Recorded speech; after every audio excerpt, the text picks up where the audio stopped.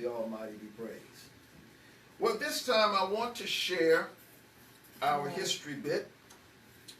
Each Shabbat, we have chosen to take about 10 minutes or so, give or take 5 minutes, to share a history bit for the purpose of helping to educate Zion in those things that they may not be familiar with because of how the message of the gospel has been transitioned over the centuries through a Western theological perspective. So we have made it our purpose to share these history bits because sometimes we're not always able to communicate this type of information and be able to get it into the minds and hearts of the Messianic Israelite community, because not everybody is going to come to either the Bible studies, or not everyone is going to come to the classes where we teach theology. So we try to bring these history bits during our worship time to just drop a nugget or two that I believe would be helpful to stir us, to create in us a greater interest, a greater desire to study, and also to help us to challenge our present understanding of where we are in our faith. And so today what I want to talk about has to do with the Bible of the Ethiopian Orthodox Church. Now, one might ask, why is it significant to look at the Bible of the Ethiopian Orthodox Church? The reason why I have found that it's important for us to say something about it is because there is some information with respect to the Bible that the Ethiopian Orthodox Church has that many of us are not aware of, and I think it will cause us to consider where the authenticity of the scriptures actually lie. And so I want to begin by just reading something. I have a pamphlet that I copied here, some information, and I'm not going to read all of it, but I am going to read a particular section because I want us to be able to really hone in on something that I find that's important when it comes to the historical roots of the scriptures. Amen. How many of y'all believe that history has a way of validating authenticity? History has a way of being able to show us what has greater credibility than something else. Does that make sense? Amen. And so I want to read some information here that came out of the Ethiopian Orthodox Church's explanation and information about the Bible that they have canonized. The canon of the Ethiopic Bible differs both in the Old and New Testaments from that of any other churches. Now, the list of the books as a whole, the books are written in the Ge'ez language on parchment and are numerous. The Ethiopian Orthodox Church has 46 books of the Old Testament and 35 books of the New Testament. That will bring the total of canonized books of the Bible to 81. Now, I want to pause for a moment before I read a little further. Most of us who are gathered here, I would have to say, are no doubt products of Western Christian thought. What I mean when I say that is our background and our understanding of the things of Elohim and the Messiah have come to us from the sources that have been given to us from the Roman Catholic Church, and then it was disseminated through all of the Protestant churches. Now, for those who might not be familiar with the Protestant churches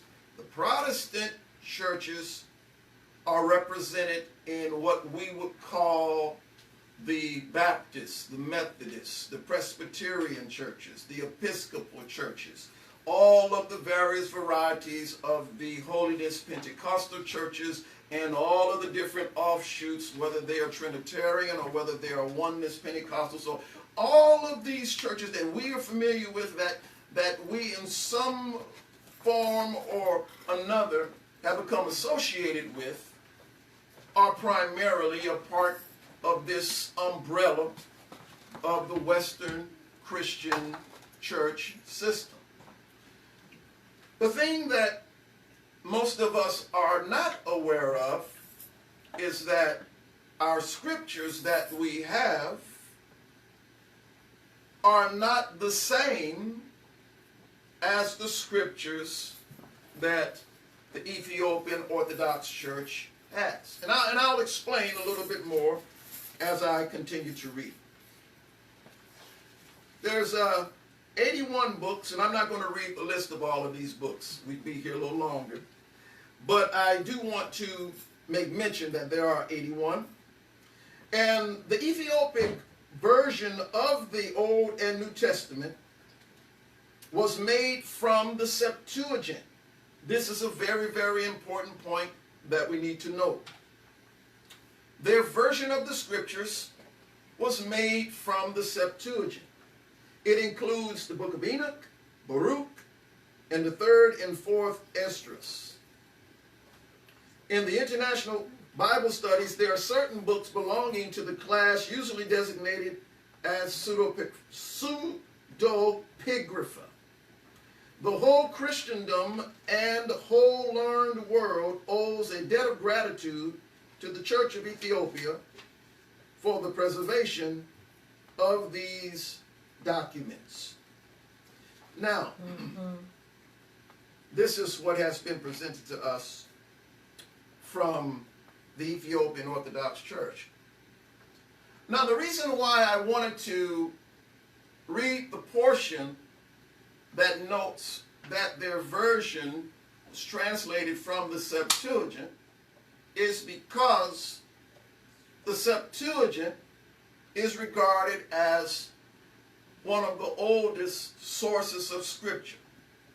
Much of us in the Western Church are not familiar with the Septuagint because we have been conditioned not to look into the Septuagint, because we have been told that the scriptures that we have that are from the Masoretic texts that have been translated into either the King James Version or many of the other English translations are the ones that have been regarded, at least by the churches in the West, as being, as those who have taught us have said, more authorized. However, when you go back and find out information on the Septuagint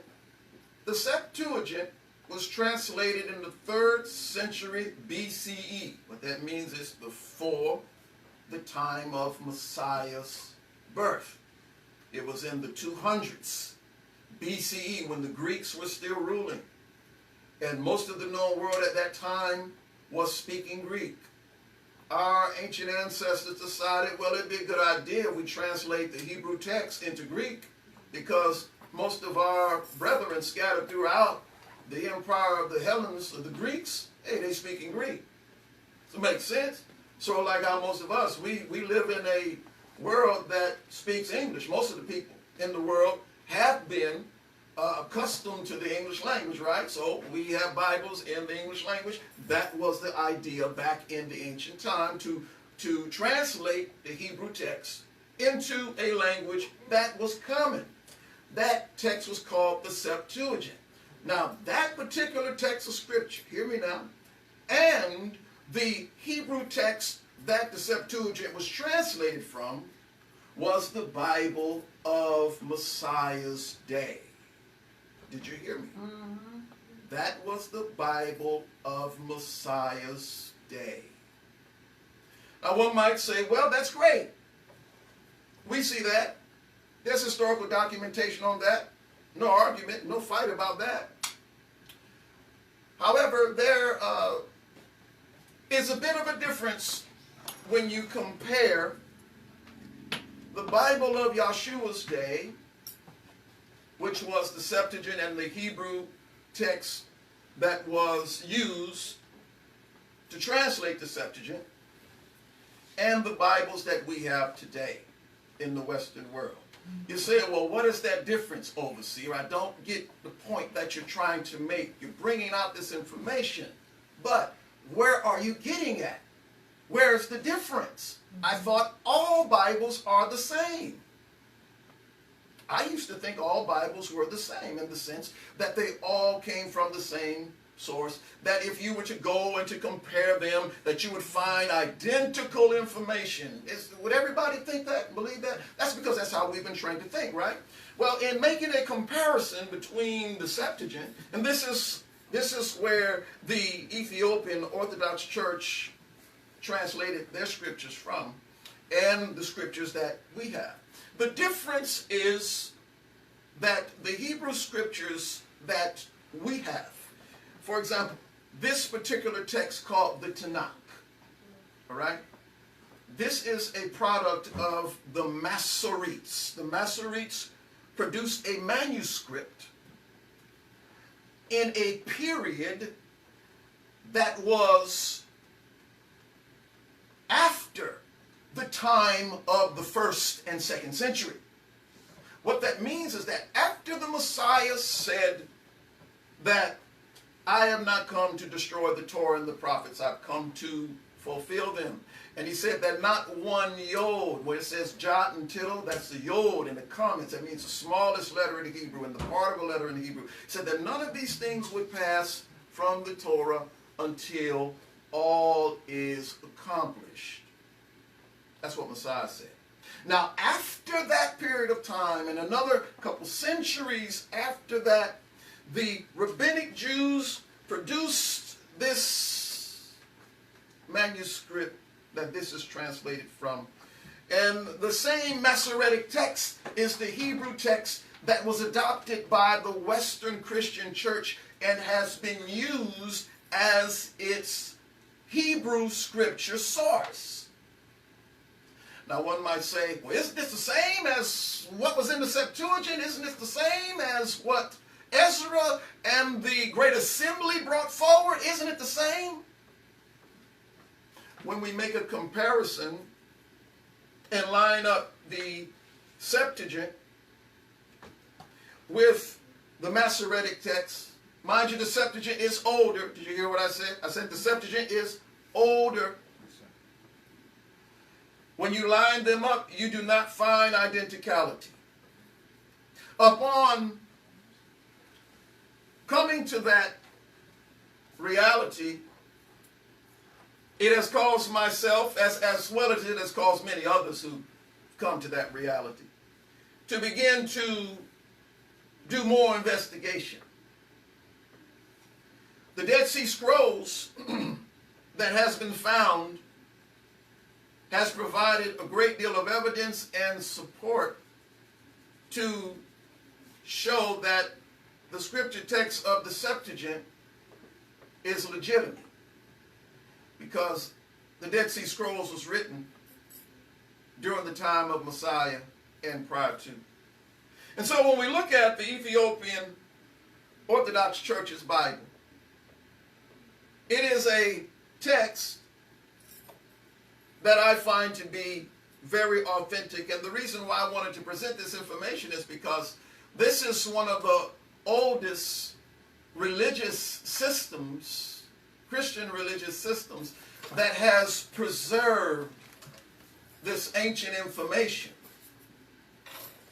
And as we become more informed on a great number of things, we want to make sure that we're receiving our information about the Almighty from a source book that we can believe it to be most accurate. Does that make sense to everybody?